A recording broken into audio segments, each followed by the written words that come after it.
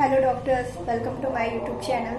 मैं डॉक्टर अलका। आज हम कुछ और रूब्रिक के बारे में बात करेंगे। जैसे कि आज की रूब्रिक जो है एडल्टरस, आप लोगों ने बहुत अच्छे से सुनी होगी। एडल्टरस कॉमनली जनरली ये चीज़ हमें देखने को मिलती है या फिर ऐसे पेशेंट हमें देखने को मिलते हैं। और आजकल तो इस तरह के पेशेंट आपको हमेशा मिल जाएंगे, कहीं भी हो आप। चाहे क्लिनिक पे भी आपको ऐसे पेशेंट मिलेंगे या फिर आप ओपीडी कर रहे हो तो भी आपको वहाँ पे ये पेशेंट मिल सकते हैं।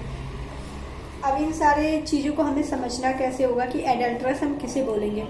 एडल्टरस का जो शाब्दिक अर्थ होता है व्यभिचार। अब व्यभिचार को अब थोड़ा और एक्सप्लेन कर देते हैं। जैसे कि मान लीजिए कोई एक मैरिड आदमी है, कोई एक मैरिड वुमेन है, दोनों ही अपने हस्बैंड वाइफ के साथ रह रहे हैं, लेकिन दोनों ही क्या करते हैं, जैसे कि मैरिड आदमी है तो उसका किसी और की बीवी के साथ शारीरिक संबंध होना, अपनी बीवी के साथ होते हुए भी किसी और की बीवी के साथ संबंध बनाना, या फिर हमें इसे ऐसे भी समझ सकते हैं किसी शादीशुदा महिला का किसी शादीशुदा उसके पति के अलावा उसका किसी और के पति के साथ संबंध होना। ये सारी चीज़ें जो है एडल्टरस में आती हैं। आजकल ये चीज़ कॉमनली हमें देखने को मिलती है कि लोग अपने जिस रिलेशन में हैं उनको चीट कर रहे हैं, उनके साथ लॉयल नहीं है। तो ये सारी चीज़ें हमें देखने को मिलती हैं साधारणतः। तो इसमें जो एक फीलिंग्स आती है ना, जैसे क्रॉस रेफरेंस की अगर हम बात करते हैं तो डिसीटफुल, बहकाने वाला, जनरली दो वजह से ये सारी चीज़ें हो सकती है। एक तो जिनसे हमारी शादी हुई है, चाहे वो पुरुष का केस हो या फिर किसी महिला का, उनके बीच के आपसी जो रिश्ते हैं वो बिल्कुल भी अच्छे नहीं हैं, या उनकी शादी ज़बरदस्ती हुई है, या फिर वो एक दूसरे को नापसंद करते हैं, उनके साथ रहना नहीं चाहते हैं, तो उनका मन जो है कहीं और जाने लगता है। तो ऐसे में कोई और पुरुष या फिर कोई और महिला जो मिलती है जो उन्हें बहका सकती है, जो उनका माइंड डाइवर्ट कर सकती है, तो उनके साथ वो इजली रिलेशनशिप में आ जाते हैं, जिनके सेक्सुअल रिलेशनशिप हो जाते हैं, जो कि बिल्कुल भी सही नहीं है। पर उन्हें लगता है कि ये चीज़ हम सही कर रहे हैं। अगर हम अपने हस्बैंड या अपनी वाइफ के साथ संतुष्ट नहीं है, जहां हम संतुष्ट हैं वो रिश्ता हमारा लॉयल है या वो सही है, पर एक्चुअली वो ऐसा होता नहीं है। यहाँ पे डिसीटफुल की फीलिंग है, बहकाना। अगर उनकी नींद तोड़ी जाए, जिस नींद में वो सो रहे हैं कि हम कहीं और रिश्ता रख रहे हैं, वो बिल्कुल ही सही है, लॉफुल है, पर लॉफुल नहीं होता है। लॉफुल आपका रिश्ता तभी होगा जब आप जिनसे शादी की है, आपकी कोर्ट मैरिज हो या अरेंज हो या फिर लव मैरिज हो, जिनसे आपकी जैसे भी तरीके से शादी हो, उनके साथ अगर आप लॉफुल नहीं है, इसके अलावा कहीं और रिश्ता रख रहे हैं, तो वो लॉफुल नहीं होगा। बेहतर यही होगा आप पुराने रिश्तों से बाहर निकलिए, उनसे तोड़िए, फिर जिनसे आप रिश्ता रखना चाहते हैं उनको लॉफुली अपनाइए, तब तो ये सही है। अगर ऐसा चीज़ नहीं है तो यहाँ पे पेशेंट अगर ऐसा कर रहा है और वो इस चीज़ को एक्सेप्ट कर रहा है कि हाँ ये मेरा समय के लिए है या फिर ऐसा है और मुझे चलना अपनी वाइफ या अपने हस्बैंड के अकॉर्डिंग है, लेकिन बाहर ये सारी चीज़ें भी चलेंगी, तो ये यहाँ पर एडल्टरस रूब्रिक आप आँख बंद करके लगा सकते हैं। आपको बिल्कुल भी नहीं सोचना है।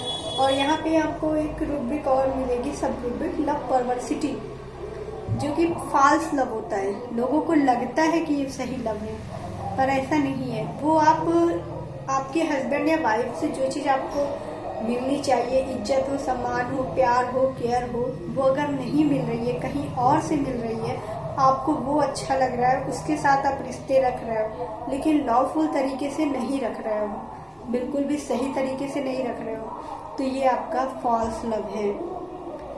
इस चीज़ को समझना होगा, लेकिन लोग समझते नहीं हैं, उन्हें यही लफ्ज़ सही लगता है और वो चीट करते हैं। तो ऐसे में कई सारे कॉन्फ्लिक्ट आते हैं। और ऐसा पर्सन जो होता है ना, डिसलॉयल पर्सन होता है, ना ही उसने जिससे शादी की है उसके लिए लॉयल है, ना ही वो जहाँ कहीं और रिलेशनशिप को रख रहा है या रखना चाहता है वहाँ भी लॉयल नहीं है, क्योंकि एक से झूठ के दूसरे के पास जा रहा है, दूसरे से झूठ बोल के पहले के पास जा रहा है। ये चीज़ बिल्कुल सही नहीं है। तो यहाँ पे हमें कॉन्फ्लिक्ट देखने को मिलता है। तो इसमें अगर हम कॉन्फ्लिक्ट की बात करें तो कॉन्फ्लिक्ट सिचुएशन में पेशेंट रहता है, ड्रग एडिक्शन बहुत ज़्यादा हो रखा हो, इस वजह से भी ये चीज़ें देखने को मिल सकती हैं। और इसी के साथ ही साथ एसोसिएटेड पर्सनालिटी डिसऑर्डर, जैसे कि हमने बात की ना, यहाँ से हिला हुआ है, चीज़ें उसे सही गलत का कुछ अनुभव या अनुमान हो नहीं रहा है, तो पर्सनालिटी में चेंजेस आ जाते हैं। जिसके साथ उसने शादी की है उससे वो लड़ाई झगड़ा करेगा, बात में लड़ाई करेगा ताकि अगला कहीं बाहर जाने का उसे मौका मिल सके। जब ये दोनों चीज़ें दोनों तरफ से हो रही हैं और ये उन्हें पता भी है, एहसास भी है, इसके बाद भी चीटिंग कर रहे हैं, तो ये चीज़ अडल्टरस में ली जाएगी। बेहतर है कि उम्मीद है आप लोग ये रूब्रिक समझ चुके होंगे। आजकल ये चीज़ें बहुत ज़्यादा देखने को मिल रही हैं जो कि बिल्कुल भी सही नहीं है। इंसान अपने साथ तो गलत कर रहा है, अगले के साथ भी गलत कर रहा है। अगर आपके पास ऐसा कोई पेशेंट आता है तो आपकी भी जिम्मेदारी है नैतिक की, अगर वो समझना चाहता है, इन सब चीज़ों से वो खुद को बाहर निकालना चाहता है, तो आप उसका बेहतर सहयोग कर सकते हैं। नहीं तो आप तो दवाएं देंगे, उनसे ही अगर चीज़ें संभल सकती हैं, कॉन्फ्लिक्ट उनका जा सकता है, तो बहुत ही अच्छा है।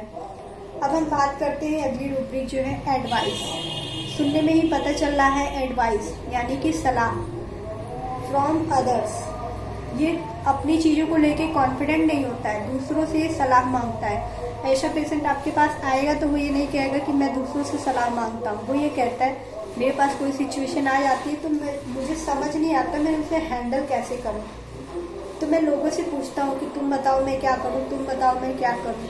अपना खुद का डिसीजन नहीं ले पाता है, अगर ले भी लेता है तो उसे अच्छे से परफॉर्म नहीं करता है, कहीं ना कहीं वो डगमगा जाता है कि मैंने जो डिसीजन लिया है वो सही है या नहीं है। तो अगर आगे चल के कोई दिक्कत ना हो जाए तो वो अपने डिसीजन को बनाने के लिए किसी और का इंतज़ार करता है, किसी और से एडवाइस चाहता है।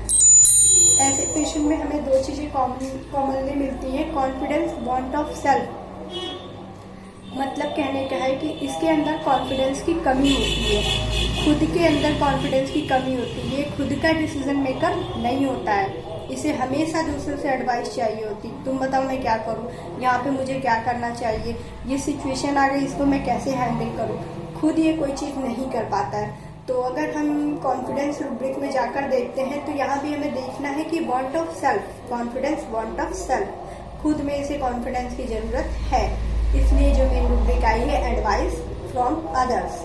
अब हम अगर इसकी डिजीज कंडीशन की बात करते हैं तो इसमें बहुत सारी डिजीज कंडीशन हमें देखने को मिलेगी, जैसे कि personality disorder, neurotic disorder, affective disorder, drug addiction, sexual disorder, mental disturbance, सब नॉर्मली ये एक तरह से इसके अंदर ये डिजीज प्रोसेस चलती रहती है। डिजीज क्या कहें कि मेंटली कोई ना कोई इसके अंदर एबनॉर्मलिटी आ जाती है।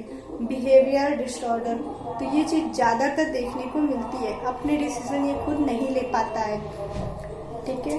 तो ये पेशेंट आपको खुद ब खुद बताएगा कि मैं अपनी चीज़ों को कह नहीं पाता हूँ, समझा नहीं पाता हूँ, या वहाँ पे कैसे रिएक्ट करना है ये चीज़ मैं नहीं कह पाता हूँ। अब अगली रूब्रिक की अगर हम बात करते हैं तो अगली रूब्रिक है एडवोकेट, इनएप्टीट्यूड टू बिकम।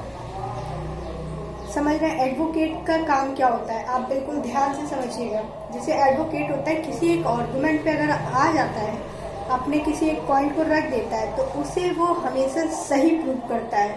पॉइंट सही है या गलत ये मैटर नहीं करता, उसने जो कहा है वो हर हद में, हर लिमिट में, हर तरीके से अपने पॉइंट को वो सही साबित करना चाहता है। उसके अंदर आर्गुमेंट करने की जो पावर होती है, कैपेबिलिटी होती है, बहुत ही ज़्यादा कूट कर भरी होती है। तो जैसे कि एडवोकेट यहाँ पे जो है इनएप्टीट्यूड, इसका एप्टीट्यूड नहीं है लेकिन ये बनना चाहता है, inaptitude to become advocate. Cross reference में अगर हम बात करते हैं नेवे, NAIVE, मतलब भोला भाला, जिसे दुनियादारी की समझ नहीं है, कोई भी अनुभव इसके पास नहीं है कि यहाँ पे मुझे कैसे डील करना है, कैसे बात करनी है, अपने पॉइंट्स को या अपने आर्गुमेंट्स को हमें कैसे लोगों तक रखना है, कि बताना है कि मैं सही हूँ इस पॉइंट पे। तो इस चीज़ में वो नेवे होता है, भोला होता है।